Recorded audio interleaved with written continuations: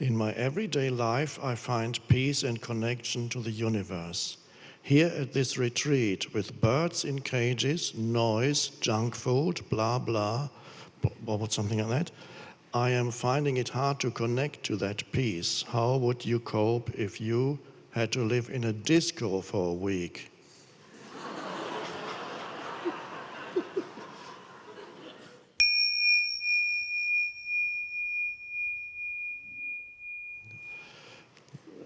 Let's just address there are two parts to this. One is the part of here not living in these unusual surroundings, not your usual, perhaps more sedate and peaceful surroundings. How would you cope? Okay, that's a hypothetical situation that's very unlikely to ever happen to me.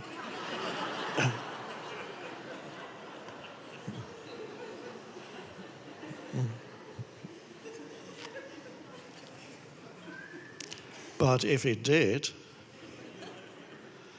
there are two possibilities, of course. One is you open the door and go out and leave, and then you're at peace. If you can't be at peace in the disco, my choice would be to open the door and step outside and leave. But if the doors are locked, I suppose that's what you're talking about. The doors are locked and I can't get out.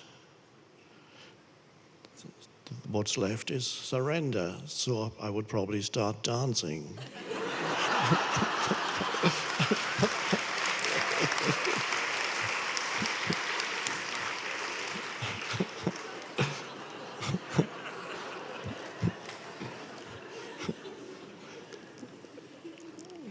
And the same here, there's a clash between what makes you feel comfortable. You perhaps live in a quiet place and you're not usually surrounded by sun-bathing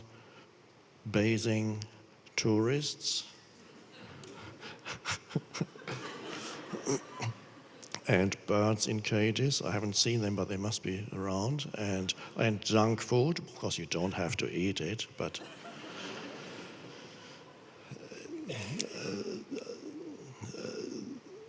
it's quite good for retreats to be. I haven't yet, by the way, found an ideal retreat setting. One would have thought that going to an ashram in India would be more conducive to inner peace than being in a big hotel in Hawaii. But there too you'll find things that disturb your peace. For example, my first night in an ashram in India, you're on this bed, and I was given a deluxe room, as they call it. They said the Queen of Spain had also spent some time in that room.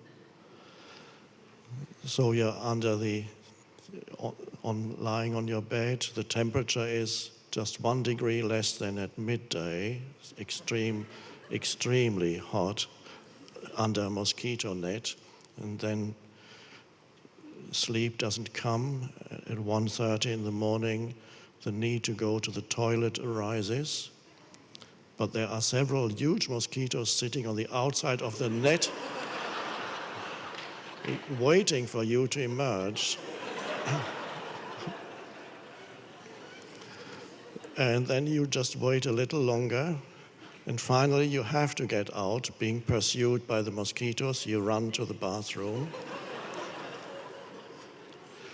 And in the bathroom, suddenly a flutter arises, and there's a big bat flying around the ceiling.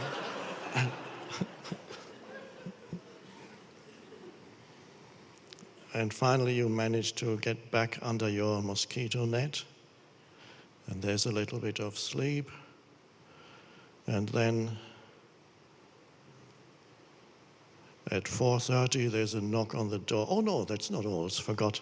At 2:30, there's in the street, there's a loudspeaker of very low sound quality with some lovely religious chanting going on. Why are they chanting in the street through a loudspeaker at 2:30 in the morning? I don't know, but it's Ram, Ram, Ram.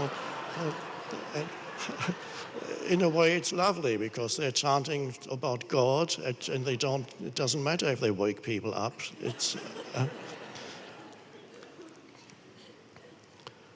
And then after 20 minutes, that subsides, and then there's a little bit of sleep.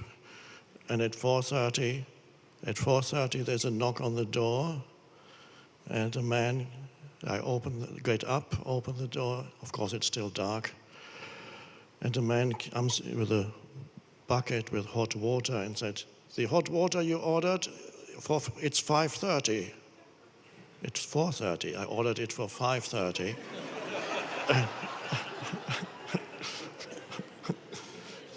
Of course, there's no point in saying, no, come back. No, you surrender. You have to surrender every moment so that you become one with whatever is in that moment. So you immediately adjust to that. You adjust to the mosquitoes not being able to sleep, or you become unhappy. And so you accept that the hot water comes at 4:30 instead of 5:30. And so it goes on.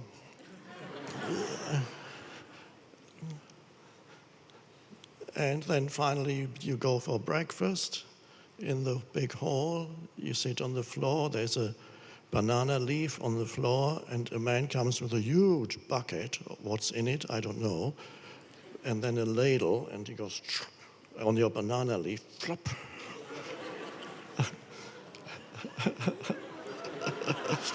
And it's wonderful. Continuous, one becoming one with what is.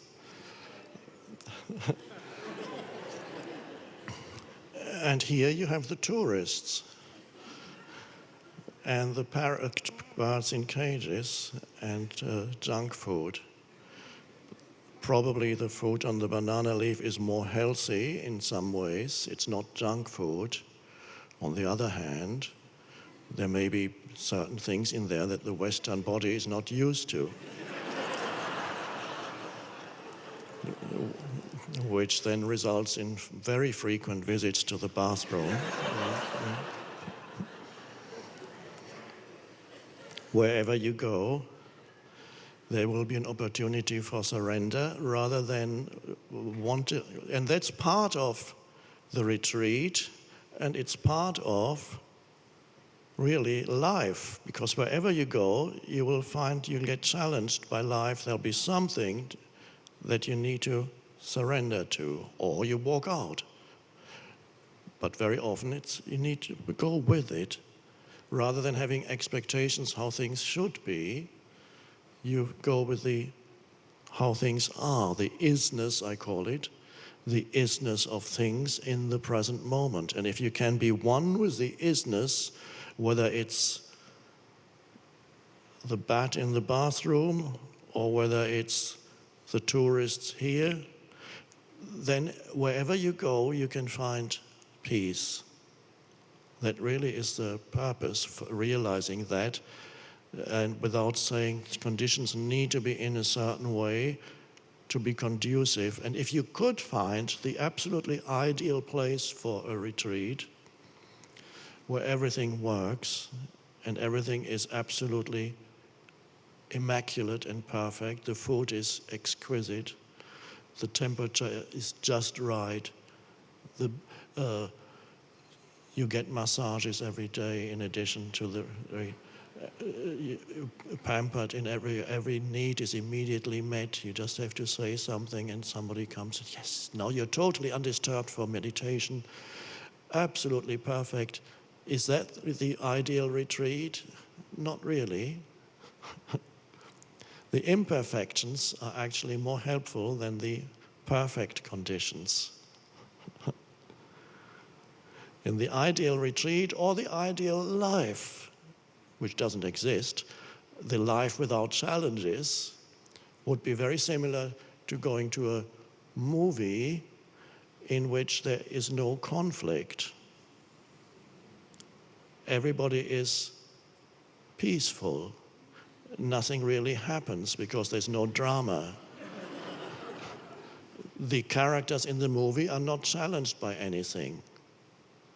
And so the movie viewers would go,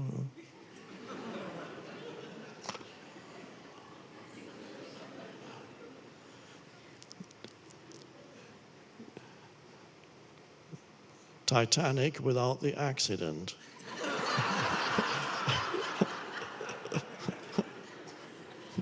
A perfect crossing. 2.5 hours of that. But this is how people want their lives to be. They have this inner expectation, that's how it should be or can be. But it's not like that.